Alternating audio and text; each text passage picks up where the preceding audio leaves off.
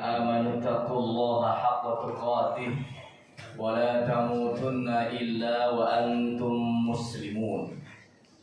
Jamaah salat tarawih Masjid At-Taufiq yang dimuliakan Allah, ada satu persyaratan penting agar ibadah kita diterima oleh Allah Subhanahu wa Ta'ala, terutama ibadah kita yang kita jalani hari demi hari, jam demi jam, menit demi menit di bulan Ramadan yang agung ini.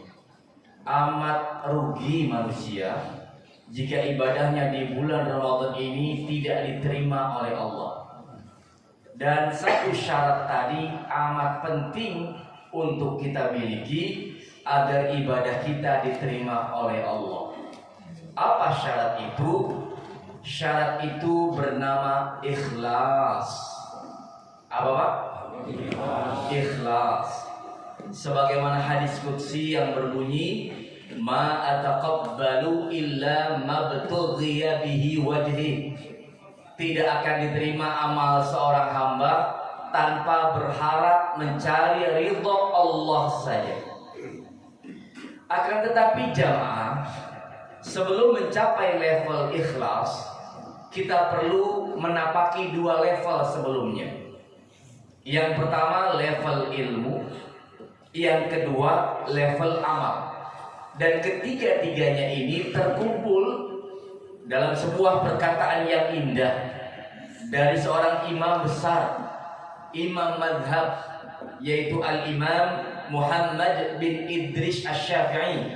Kita biasa menyebutnya dengan Imam Syafi'i. Beliau pernah berkata begini, an-nas kulluhum mauta illa al-alimun wal alimuna niyamun illa al-amilun wal amiluna mu'tarruna illa al-mukhlisun. Kata beliau rahimahullah, semua manusia dalam keadaan mati kecuali orang-orang yang berilmu. Semua orang berilmu dalam keadaan tertidur kecuali yang mengamalkan ilmunya.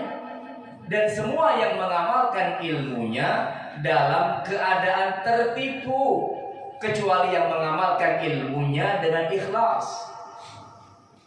Jadi yang pertama beliau katakan, bukan kita ibadah dengan ikhlas, tapi beribadahlah dengan dasar ilmu.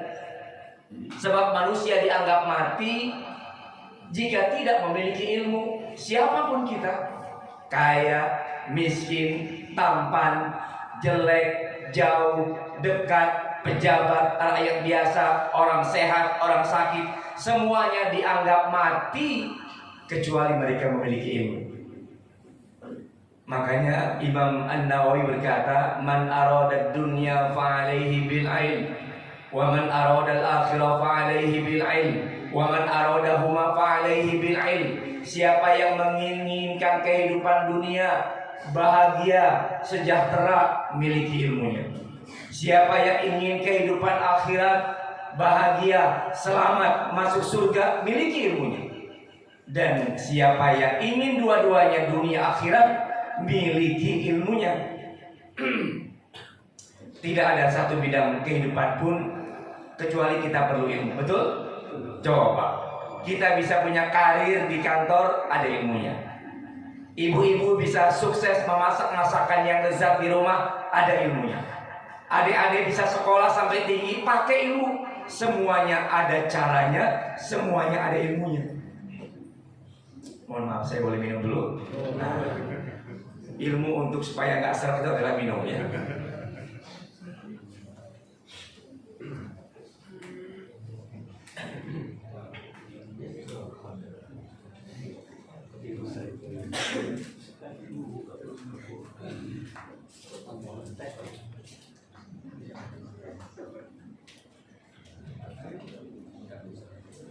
Ini suara dari pagi sampai malam nggak berhenti, jadi mohon maaf kalau ada serak ya.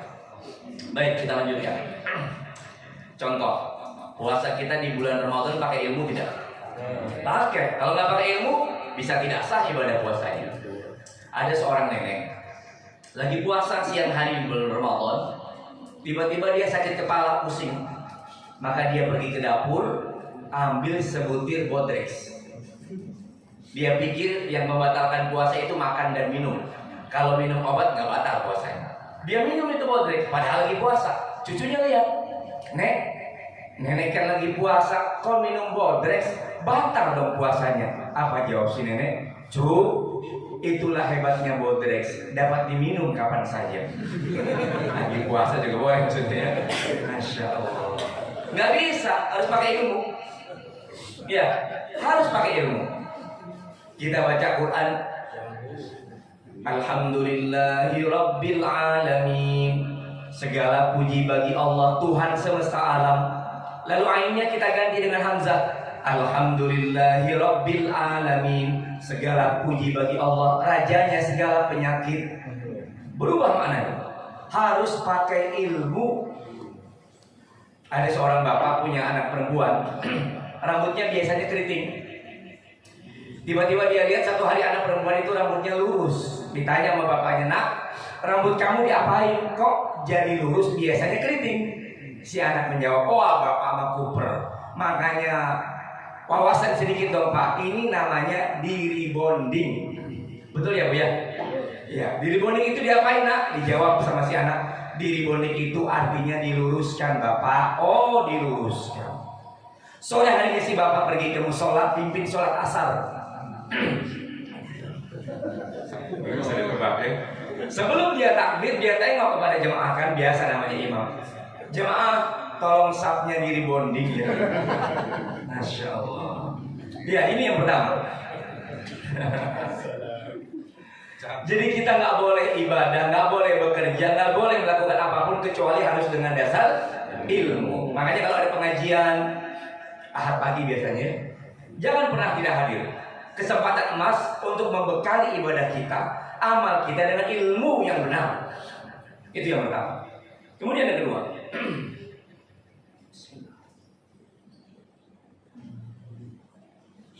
Imam Asy-Syafi'i berkata, "Wal 'alimuna niyamun illal 'amilun."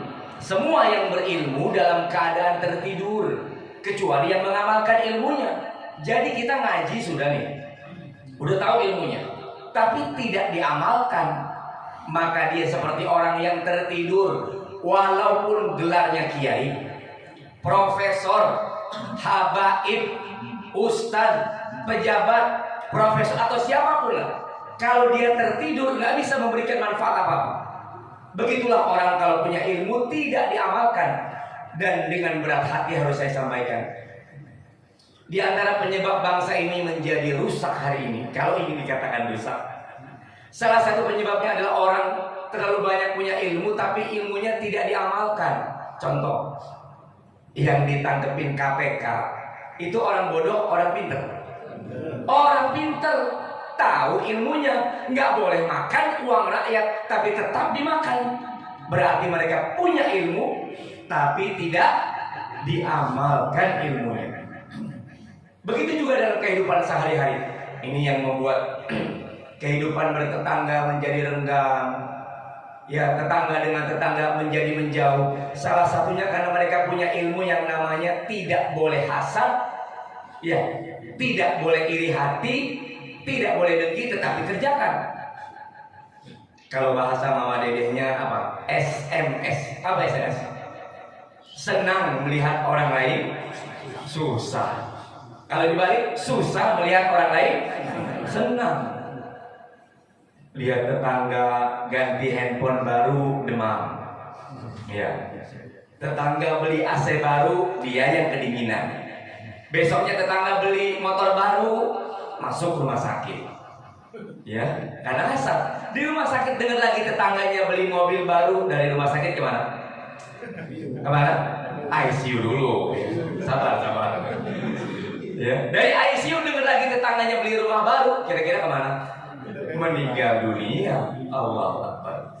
Dan coba kita lihat, seorang suami makan uang di kantornya secara tidak halal, salah satunya karena desakan sang istri yang hasad melihat tetangganya punya rezeki lebih, akhirnya mendesak suami untuk mengambil uang yang bukan haknya.